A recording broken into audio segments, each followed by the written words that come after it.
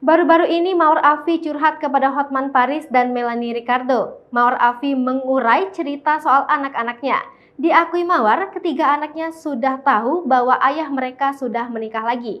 Pun dengan fakta bahwa yang jadi istri baru ayah anak-anak adalah mantan babysitter.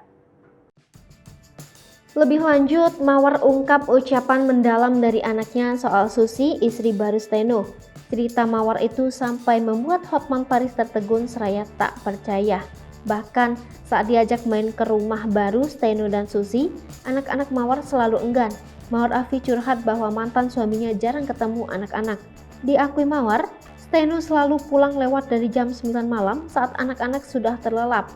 Mendengar cerita Mawar Afi, Hotman Paris menimpalinya.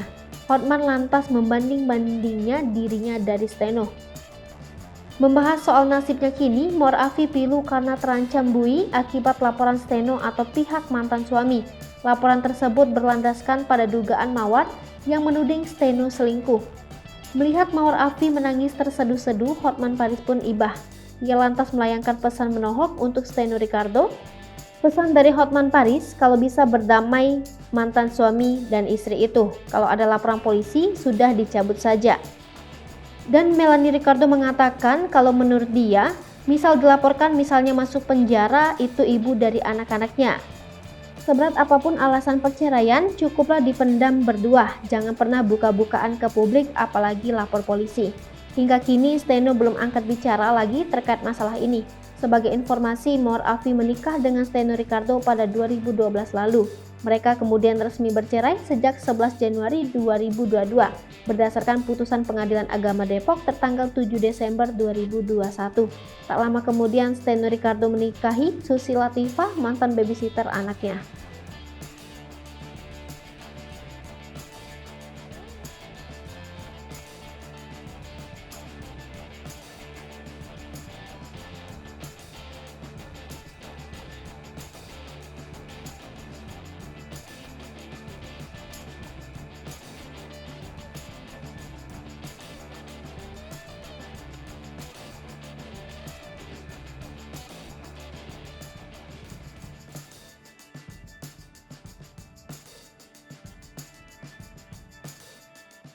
Hai pemirsa Sri Popo TV, jangan lupa komen, like, dan subscribe, serta tonton terus berita-berita terupdate lainnya